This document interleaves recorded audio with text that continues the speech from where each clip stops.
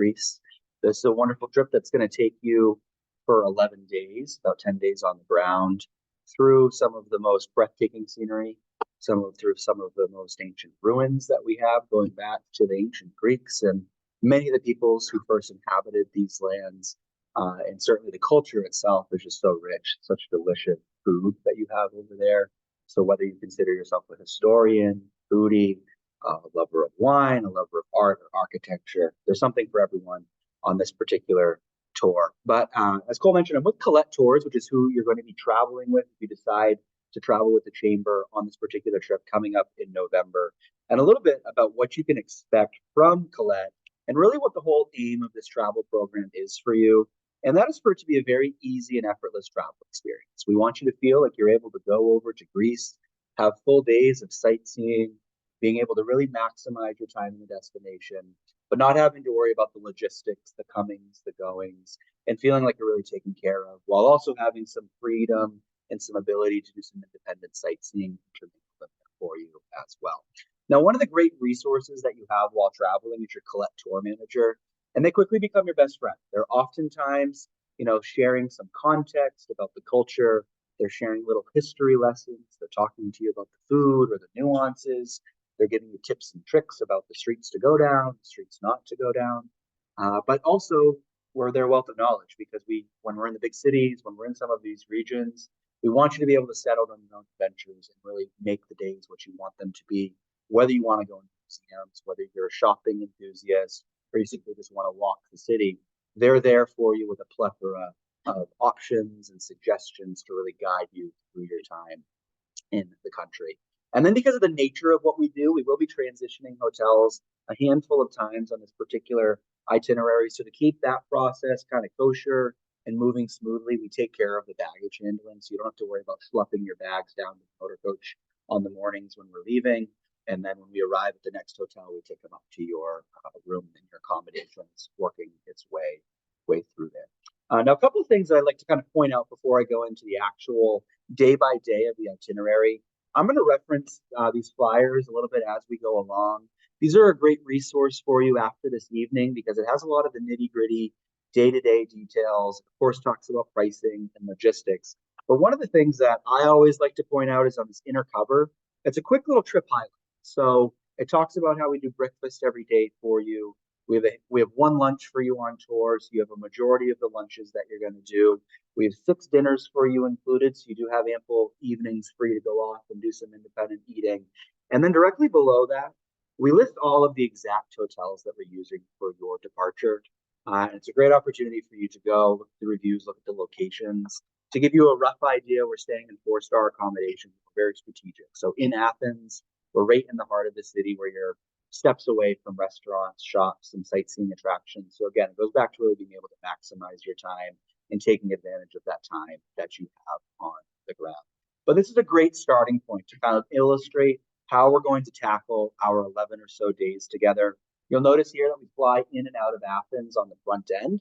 So the way that we kind of break this up is you do have 2 nights in Athens on the front end. And then wherever else you see these numbers with dots around them, that signifies the number of nights that we're in that place. So we leave Athens, we work our way kind of in a counterclockwise route throughout Greece. We're in a couple of places for 2 nights. We have a couple of one-night stays for you. And then the very last night, we round our way back into Athens, where we'll stay the final evening before the next day we head to the airport to fly home on the back end. Now, something to kind of keep in mind if you're thinking about traveling to Greece, if you're thinking of going on a guided tour, is the activity level and what the expectations are and kind of what you need to be prepared for if you're going to be traveling. First of all, the terrain in Greece. We're traveling through some of the oldest regions in all of Europe. So you have to expect things like cobblestone streets. There's some uneasy walkways, stairwells that might not have handrails. But when we're out touring, when we're out walking as a group, exploring with one another, it's usually for about 2 to 3 hours at a time on this particular tour. So we want to make sure that you're confident, comfortable, walking, standing on your own at a nice leisurely pace for 2 to 3 hours. After we've had that tour, sometimes we're breaking free, so that way you can do some independent exploration through some of the sites that we're at. We might be breaking for a lunch period where you're able to go off and get a bite to eat. So you have that opportunity if you're the type of person who can ramp it up and keep walking and you just want to walk the day away, by all means enjoy. And then if you're the type of person where after a couple hours, you're ready to sit back and enjoy a nice glass of wine or a nice bite to eat, you can simply just sit in a nice cafe and watch the world pass you by as well. So if you have any specific concerns about the activity or limitations, feel free to come up after the presentation. More than happy to have a one-on-one conversation with you. On the back of these flyers, there is a tour activity level rating, and it talks a little bit more about some of the call outs about elevation, what the day today looks like, to kind of refresh your minds as you get home and start to really think about signing for the tour. But our tour is going to begin by flying over to Athens. And for those of you who have flown on the red-eye flights, you know how much of a fun experience it is to try and sleep on those planes. You wake up, you're not feeling very refreshed, but it's the way that we get over to Europe. On that first day, best thing you can do is stay awake until you get to a true bedtime, and then that'll kind of get your internal clocks on the right schedule. You'll be ready to go for the days to come. But this first day, we really don't do too much programming. We're not good for much. No one wants to go on a long walk. It's a great day to just kind of putter around where the hotel is. We'll point you in the direction of some great eateries, of some sightseeing opportunities, and it's kind of some nice bonus time that you're able to take in with one another. Now, Athens, it has a rich history, arguably some of the deepest history in the world. It goes all the way back to the Neolithic age. And here you have so many monuments that we're going to take in over the next couple of days, many of which date back to kind of that golden age in Athens history. Up here, you have the Acropolis. We'll have the opportunity to tour that. But very fascinating, because whenever you look up from downtown Athens, you have this thing and it's kind of looming over the city, and you'll get to go up there and see some of the panoramic views and all of the vistas that surround it as well. So as I mentioned, first day, very low key, great opportunity to go putter around. The first real organized activity that we're going to do with one another is that first evening. It's going to be your opportunity to meet your tour manager. You're going to meet the fellow travelers, because we're going to have a nice welcome dinner for them. So we'll have a dinner with one another, have our opportunity to enjoy some Greek wine, some Greek food with one another, and then we'll meet the rest of the travelers. So from here in Manchester, we have roughly 20 seats that are available for this community to travel with one another. When you get over to Athens, you're going to meet the rest of the tour. So our tour group size is usually about 40 travelers. We max out at 44. So it's a good size. We'd be traveling with some like-minded individuals, taking the sights in with one another. You'll probably make a few friends along the way, but it's not too large of a group where you're getting lost or anything like that as well. So a great evening that we have with one another. And then we want to keep in mind that you haven't slept in probably 24, 36 hours, something crazy like that. So we'll send you off, get you to bed. And then it's the next day when we're really going to wake up and we're going to start exploring some of these beautiful sites that the city has to offer. So every day on tour, we started off with a nice breakfast in our hotel. It's easy, it's efficient. If you're a breakfast lover, you'll be quite happy. Breakfasts in Europe are delicious. It's like a charcuterie board meets eggs versus like quiches. There's such a long list of things that you're able to enjoy at the breakfast. But for those of you who aren't a breakfast person, feel free to sleep in. You get an extra 30, 40 minutes to use for that. Most days on tour, on average, we're leaving between 8 and 9 in the morning. So that's kind of what you can expect. Some days are earlier, some days are later. It really depends on what we have tackling. And oftentimes on the days where we aren't transitioning from one hotel to the next, those tend to be a little bit later, 8:30, 9 o'clock, because we don't have to get out there to get our bags loaded onto the coach, that sort of thing. But this first day, we're going to have the opportunity to do some touring by means of the motor coach. So we'll take some panoramic tours. We'll also have the opportunity to get out and really be active among a lot of the ruins that we have. And this is really going to showcase a lot of the ancient, some of the glorious monuments that this region is so well known for. So you will get to see things like the Royal Palace. They have the old Olympic Stadium. Here you have the Temple of Zeus, and this was built over a span of about 300 years. And it was the largest temple that was built during ancient times. And you see these columns here, each of those are about 60 feet high. And when they were constructed pretty much by hand, there was 100 of them that came together to make up this temple. Today, you have less than a dozen that are still remaining there.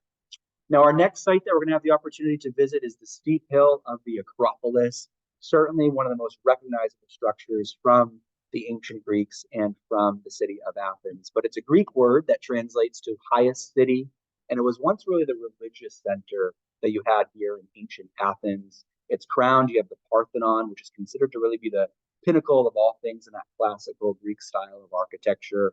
Goes back to the 5th century BC era. And it was built to really be dedicated to the goddess Athena. really exemplifying the glory of the city. So when it was built to Athena, she is the patron goddess of the city of Athens. And the ancient legends around this come from the people of Athens accepted Athena as their patroness after she presented them, the people, with the gift of the first domesticated olive tree. That's the story. You will learn about lots of Greek gods and goddesses as you work your way throughout this entire region. Greek mythology is very fascinating to learn about. It's very different than a lot of things that we have here in the States, but really a remarkable time in the Acropolis. I do always like to mention with the Acropolis, you do have to climb up about 40 uneven steps to get to it. So just be prepared for that. And there's no handrails from some of the oldest places that we have in the mainland, but keep that in mind. On tour, extremely casual. So what we're all wearing today will work just fine. You don't need to pack anything fancy unless you're planning on doing a fancy dinner off on your own one evening, but very comfortable, casual. Best thing you can do is pack good walking shoes so that way you're comfortable going through these areas. That time of year, you're going to be traveling through Greece, very good, very mild touring temperatures. So you're avoiding the scorching heat that you get in the summertime there, and it's before some of the very chilly time of year comes in, more of the winter months in the northern parts. So when you're in the northern part of Greece that we'll be hitting with one another, you're kind of looking at a lot of 55-degree average days. So pretty comfortable, probably going to want a light coat. When we're up in some higher elevations, you might want a small pair of gloves or hats in case it's like cool in the morning.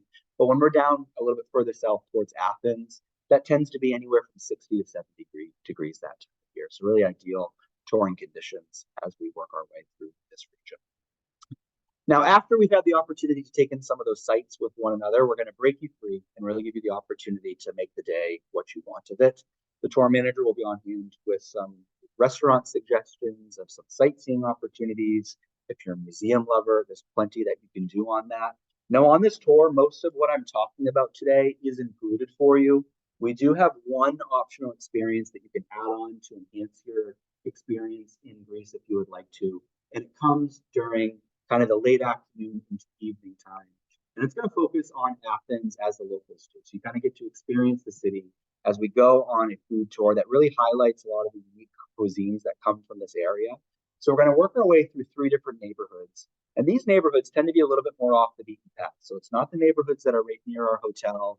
It's the ones where a lot of the locals live. So you get that really rich sense of how the locals live, what they eat. And we're going to go into some hidden gems. We're going to get to visit several restaurants. We'll go into some bakeries. We'll go into some markets, and we'll get to sample some of the best culinary specialties, some of the great wine that comes from the city. And then as we work our way through, you'll have a guide with you that's discussing the significance of the dishes, how it connects with the culture, how it connects with the local region for you. So a wonderful night if that's something that you would like to do. If not, great opportunity to have the night off on your own in the big city of Athens, really finding whatever you want to get yourself into trouble for. But a great city too, and very safe where we're staying as well. Now, the next day, we're going to start traveling north. So we're going to leave Athens behind. We're going to start working our way up towards Thermopylae, and we're going to make some stops along the way. So in terms of motor coach, we do travel on luxury motor coaches throughout this landscape. Our whole prerogative is we want your feet on the ground, exploring these areas. We rarely have you on the motor coach for more than a half hour and a half, 2 hours at a time. If it's ever going to be a day that's longer than that, we're breaking it up with some sightseeing opportunities. That way you can really have that intimate time and knowledge with the destination. But we will get to see this monument. This was dedicated to Leonidas, who died defending the city against the Persians. And Leonidas was a Spartan king, really a great example of and symbol of Greek heroism. And you had many battles that were fought in this particular region. The most famous one was between the Persians and the Greeks, going back to about the 480 BC era. So that's something that we'll have the opportunity. Some of the things we're going to be making out many other hidden stops on this particular travel day. And then some of the things that we'll get to visit is lots of tavernas. So tavernas are known for having this real kind of authentic type of Greek cuisine. They tend to be very small restaurants. So this evening we will get to feast on some of that local flavor that we have near our hotel and enjoy a traditional taverna with one another. Now, the next day is probably one of the most breathtaking days that we have on tour because we get to visit this. This is Meteora, and we get to take these guided tours of these 2 remote monasteries. And as you can see, they're situated in an extremely unique landscape. These are built in these limestone towers that extend about 900 feet into the air. And they were built roughly 600 years ago by some Byzantine monks to develop their monastic communities. They're very remote for a reason. It's a great area where they feel like they can achieve peace and harmony. They're able to experience spiritual revelation and really have a direct line to the divine, but so remarkably built. You get gorgeous views that surround it. So again, we get to visit 2 of these. Today, you do have Christians from all over the world that come here for specific pilgrimage purposes, but even for people who are not traveling for those purposes, such a unique site to see. And we'll learn a little bit about the preservation. You do still have active monks who are really living out that lifestyle, and they're kind of secluded away from the more touristy areas that you have here. But a remarkable site to see nonetheless. After we've had the opportunity to see that, one of our next stopping points is going to be this very charming, kind of popular ski resort town known as Arachova. It's got breathtaking views of mountains and valleys that are surrounding you, and it lies near the slopes of Mount Parasus. We're going to enjoy a nice dinner with one another in a local restaurant this particular evening. And then the next day, we're going to work our way towards Delphi. Delphi is probably one of those cities, towns that you're a little bit more familiar with, but it's one of the most important religious centers going back to the classical times of Greece. The ancient Greeks really considered Delphi to be the center of the world. And the myth there goes back to the Greek god Zeus. And in order to find the center of the earth, he had 2 eagles and he set them free. He sent one to the east, he sent one to the west. Eventually, those 2 eagles made it all the way around the earth. They met above Delphi, and that's why it holds that special place in Greek mythology. But nonetheless, some of the beautiful surroundings that you have while here. We're going to have a local expert guide that joins us, talks a little bit about that mythology. We're going to have some visits to the sanctuary of Apollo. You have the Doric Temple, all of these old ancient theaters that you get to enjoy. Beautiful museums with vast collections of some memorabilia and artifacts that go back centuries upon centuries. And this is where you have the famous oracle that was consulted to really foretell the destiny of mankind. And the Delphic oracle, it's one of the most famous ancient oracles that we have coming out of Greece. It's believed to have been delivering prophecies from the Greek god Apollo to the people down on land. And this particular theater that you have here, this was built back in the 4th century BC. It holds about 5,000 people. It's at its full capacity, going back to some of the spectacles and musical events that they had at this particular feature. Now, from here, we're going to be traveling along the coast. This is known as the Gulf of Corinth. We're going to cross over into this beautiful, this old historic city of Olympia, another site that might come to memory for you if you're thinking about it. But it's really a great testament to some of the regions, to the old ancient Greek civilization that you have here. And what you're going to see is this old ruined ancient sanctuary, and it's the home to the ancient Olympic Games. You have a massive statue of Zeus here, which was once ranked as one of the 7 wonders of the world. So we have quite a bit. We'll get to explore the city itself.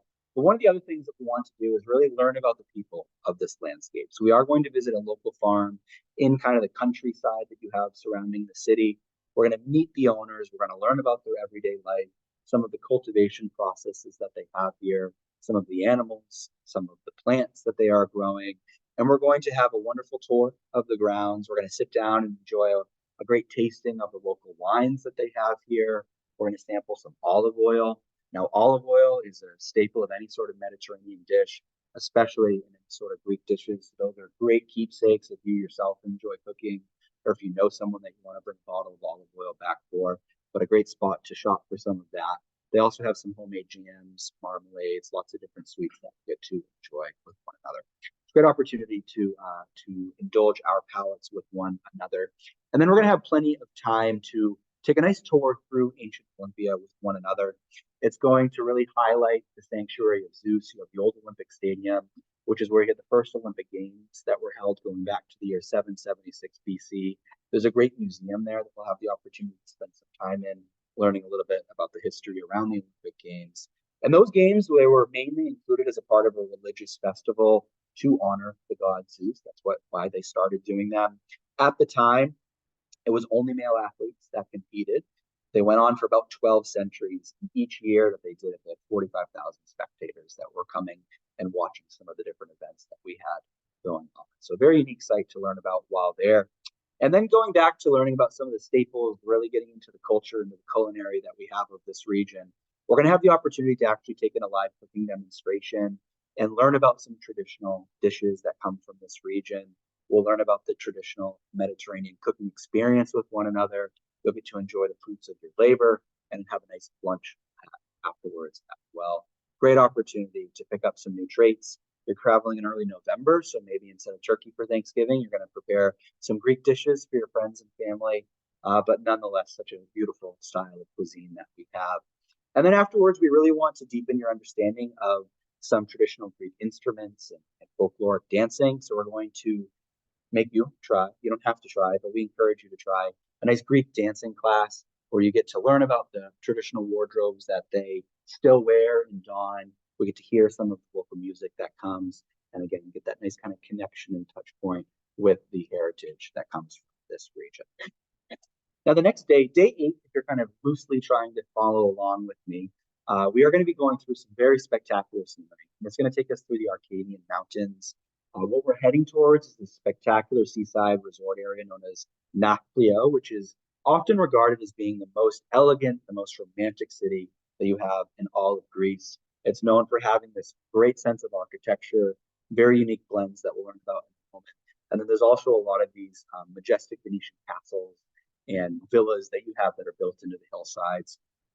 Very picturesque drive as we're approaching this region. It also served as the first capital of Greece going back all those years. Now, before we arrive in the town itself, we will get to stop at another family-owned area. This is an Ouzo distillery, which is a signature liquor that comes from the region, kind of an anise-flavored aperitif.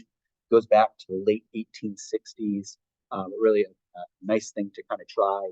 There again, we get to really learn about, understand the ingredients, the production process, why this particular drink is so relevant and significant to the Greek people, and why they continue to be so proud of it. So we'll do some sampling while there, and then we're going to have plenty of time to enjoy Nafplio and some of the surrounding landscape. So this is something that we call a choice on tour. It's an opportunity for you to really personalize depending on your interest level, depending on what you feel like doing. And you get to pick between 2 included features. One is going to be more for those people who want to continue to dive into some of the ancient history that comes through here. We get to visit this old ruin that was ruled by the mythological king Agamemnon, who was the commander-in-chief of the Greeks, going back to Archeological. Or for those of you who just want to spend some time wait to yourself with the town itself, we have an opportunity to do a nice walking tour with one another. The nice things about these is you don't actually have to officially decide until you're in Greece. You'll have that opportunity to chat with your tour manager, make a little bit more of an educated decision. But for those of you that are going to go into some of the excavations and explore the grounds that they have here, we're going to be focusing on a couple of things. One's called Lion Gate, one is called the Beehive Tombs, and the second, the Beehive Tombs, they were developed during the latter part of the Bronze Age, typically placed underground, and the tombs were only able to be used by the powerful leaders because of the great amount of work and effort that went into creating them. You have the Lion Gate, which is the grand and elaborate entrance to the citadel of this particular region. So great opportunity on that one. The other option that you're able to enjoy is a walking tour. So we'll spend some time in Nafplio.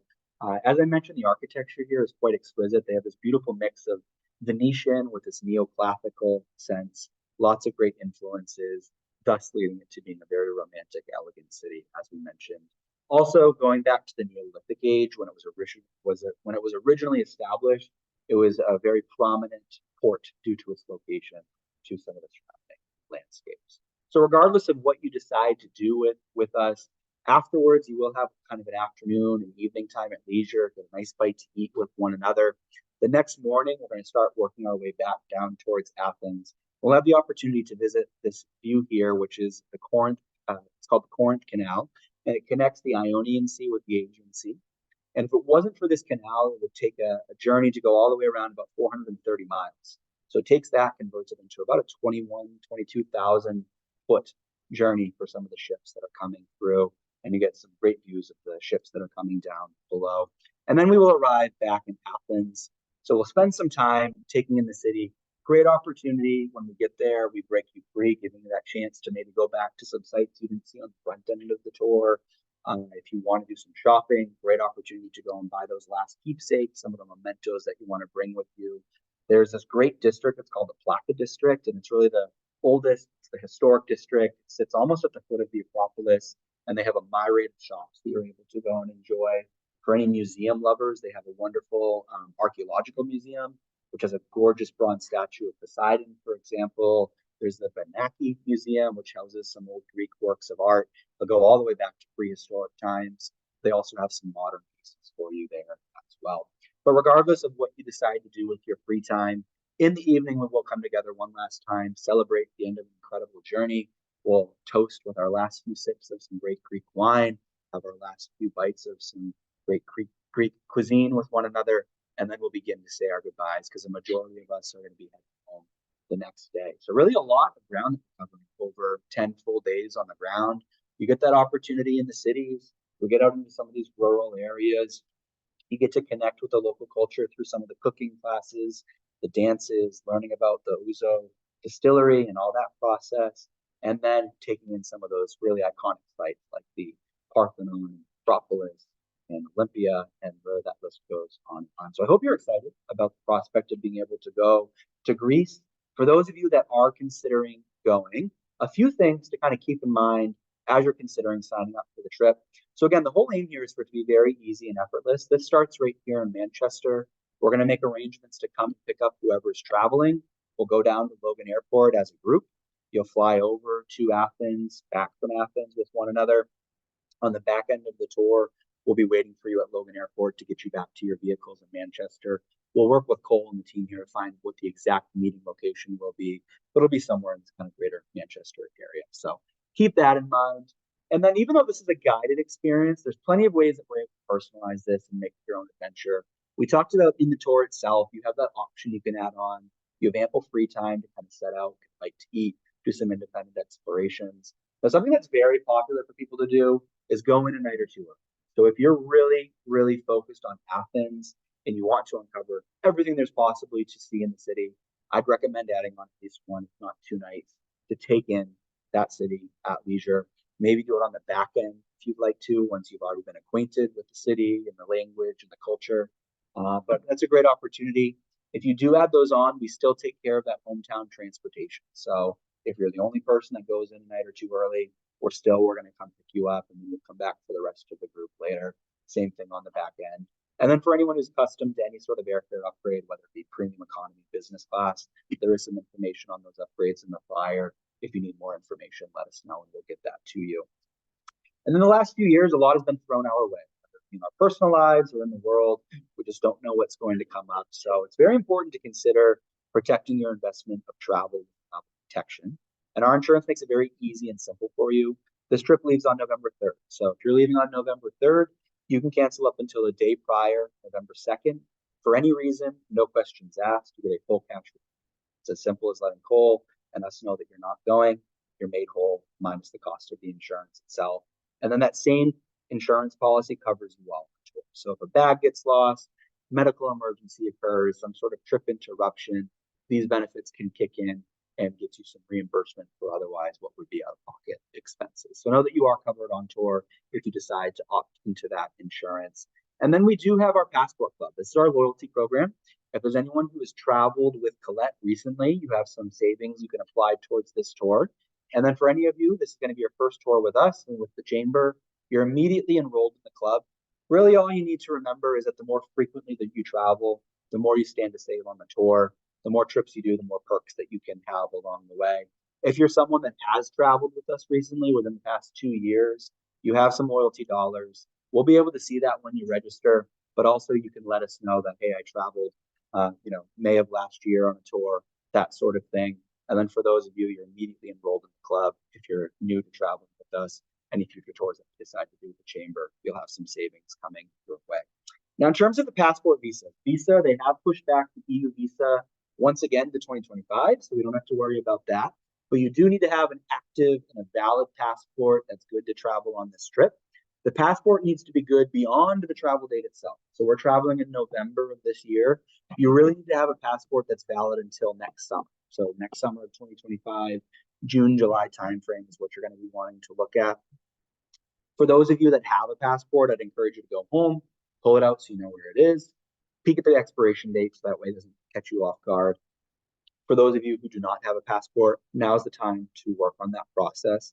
When you do go to sign up for the tour, we do want to have your name exactly as it appears on your passport. So if it's full middle name, if you have a suffix, please provide us with that information so that way we can provide our airline partners with the accurate information as you're signing up. For those of you who maybe be in the process of applying for a passport or renewal, what I encourage you to do is when you fill out the passport application, take a picture of how you wrote your name, and that's how they're going to send your passport back to you so you can use that when you're registering for the tour. Now, the logistics, the pricing that we have here. So if you're not adding on any time, we're leaving here November 3rd, arriving in Athens November 4th. The tour ends on the 13th. We fly home on the 13th. And the pricing on the screen, the pricing that you have on the flyers, a double, 2 people sharing a room, $29.99 per traveler. For solos, if you're looking for your own accommodations, your own room, you're looking at $35.99 per person. And what's included in those figures is going to be your hometown pickup from here in Manchester, all of the in-destination transportation, the flight to get over and back, the day-to-day touring that we highlighted with one another, your taxes, your fees. If you decide to add on that optional insurance, that's an additional $449 per traveler on top of those above prices. And in terms of reserving your spots, in terms of signing up, when you go to sign up, and this is highlighted on the very last paragraph, so I know I get to the point people are trying to scribble things down, but on this very last paragraph, it does review kind of the deposit guidelines. But to paraphrase, it's a $698 deposit per traveler. If you're taking the insurance, you're going to pay that up front as well. And the deposit and the insurance is fully refundable up until May 4th. So you do have a bit of a buyer's remorse period if you want to sign up and something changes over the next month or two. After that date, that's when the insurance itself becomes non-refundable because you'd be in the penalty period and you need to use that if you weren't able to go. And then the remaining balances are going to be due September 4th of this year. In terms of the pricing up here, it's good until April 27th. So that's the deposit due date, but keep in mind we only have so many seats. So we encourage you, if you know you're going, to sign up so that way you know you have your place, because once the seats are gone, they're ultimately gone. After tonight, I'm going to answer questions in a moment, where you can go to learn more, where you can go to get questions answered. You, of course, have these flyers. There's some great information on them that you can kind of peruse and read through with one another. But also in the flyers, you have this web. It's on the inner page right here. It's the same thing that's on the screen. And that web link is really a great place to go to because it has everything that's on this flyer and more. There's a great FAQ section that talks about currency, power converters, kind of some need-to-know information as you're really considering packing and getting to that stage of the trip. So a great resource for you there. That is also the easiest place to go to sign up for the tour. So if you know you're ready to go, in the upper left-hand corner, it'll say sign up now. If you're thinking of doing any of the extra nights or anything like that, it'll give you prompts to have those on, let you know everything you need to do. If you need any assistance, or if you have any specific questions that you're not quite sure about, or if you have a friend who's trying to join you from Philadelphia and make flight arrangements from Philadelphia for them, get in touch with Cole. He's your main point of contact. Information is right here on the front of the flyer. So phone number, email address, it all goes through Cole. And then he's got access to our inside team at Colette, who's more than happy to take care of you and make the arrangements for the trip for you to have an incredible experience. So I'm going to open up for questions in a moment. I did record this via Zoom. So if there's anyone who has friends, family, who you think would enjoy traveling on this with you or be interested in learning more, feel free to get in touch with Cole in the next couple of days. And we're happy to share that with you all, but more than happy to open up for questions.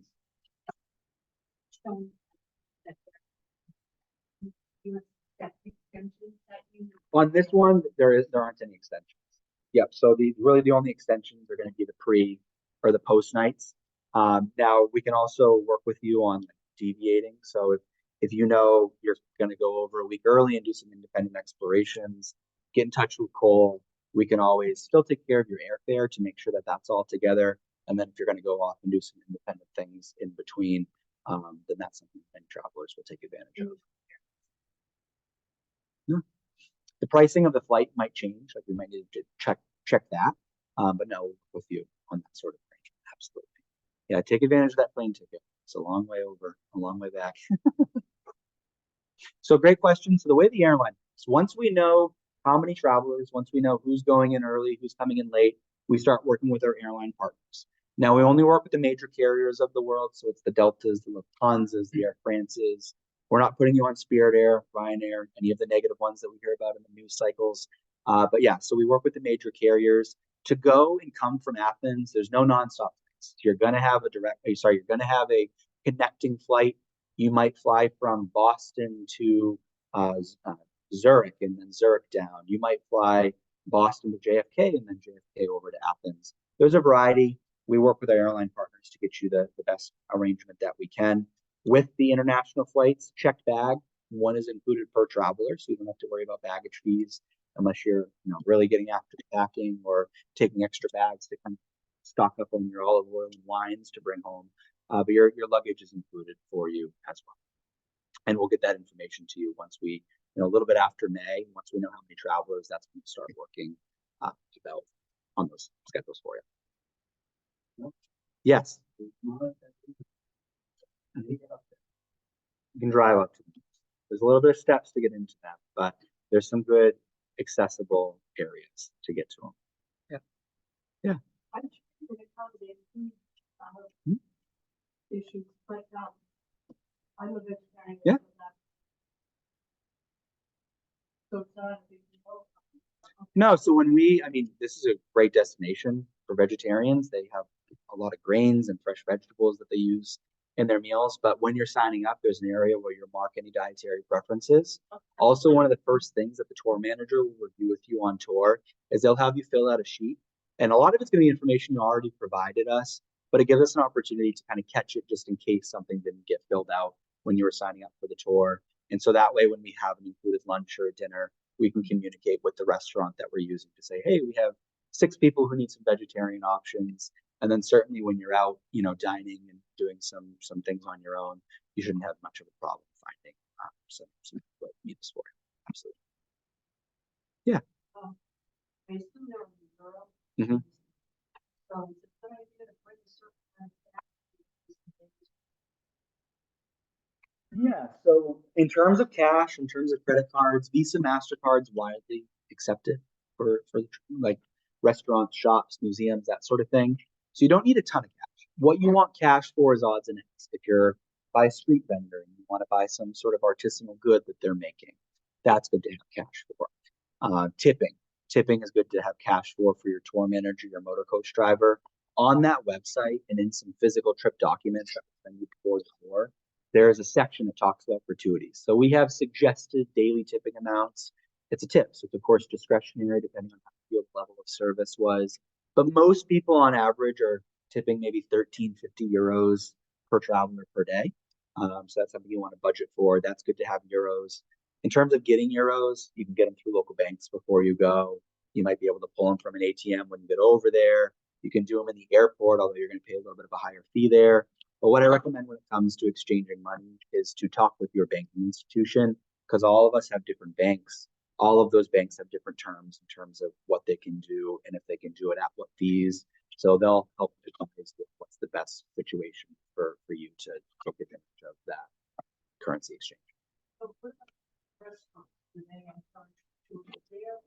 So it's very much a roundup policy. So if you're paying with cash and it's like a 49 or 47 euro bill, you're going to leave 50 and walk out. But when you charge it to a credit card, there isn't like a line that says tip, like we have here. They pay their staff adequately, so that way the consumer does not have to. So they by no means are expecting or going to hybrid. You don't leave a tip. As Americans, they're like accustomed, like we're going to try and tip them. But I've been to many, many places throughout all of Europe. And usually when I try to tip, it's almost like an offense to them if you're trying to over tip them. And they're like, no. And they really mean it. It's really a kind of change and shift of mentality that we have. So you don't have to worry about too much tipping other than kind of the touring staff that you have too. Great question. Yeah, please do. Meals, leisurely, sometimes people in the restaurant for American, finishing for an hour. It is traveling anywhere in a lot of Europe, but specifically in the Mediterranean scene. Eating is like an art form. They really enjoy and value their time.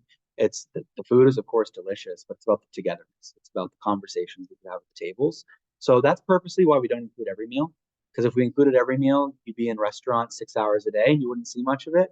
But yeah, when we're doing dinners, especially, you have that time to sit down, enjoy a nice conversation, a glass of wine, and several courses of food with one another. So it's paced out enough, but we purposely don't do it too often because we want you to be able to go out, certainly on the evenings when you're doing your own sightseeing or for lunch periods. If you really want to tackle it and be on the ground seeing a lot, you might want to just grab a quick salad, something quick and easy out of a cafe or a market.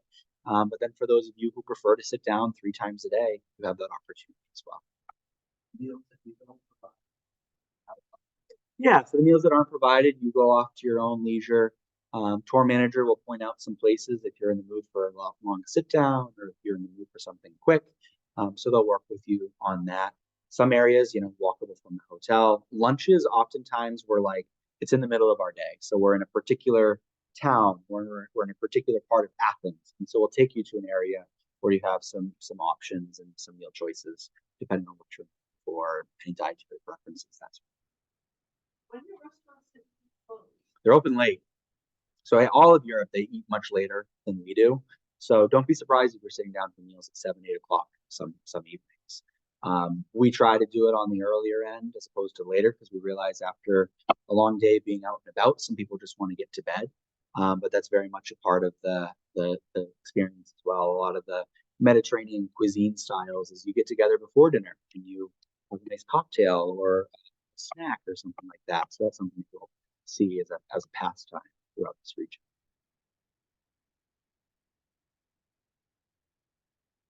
Anything else? Yes. Mhm. The highest that we go is a 4. So 1 is very leisure. Those are like national park stores. Most of Europe tends to be a 3 because we're in very old places covering some big cities. So we're not there again, 2 to 3 hours at a time. You might have 2 to 3 hours in the morning where we're doing something, and then you might have another 2 to 3 hours in the afternoon where we're doing something. So there's some days where it might be longer. Certainly when we're in the big cities, those tend to be the days where we're getting after it a little bit more. And then there's some days where a little bit of a longer drive. So because of that, we're breaking it up with a few stopping points along the way, doing some sightseeing, and those days can be a little bit more leisurely when it comes to the walking. Mm-hmm. Yeah.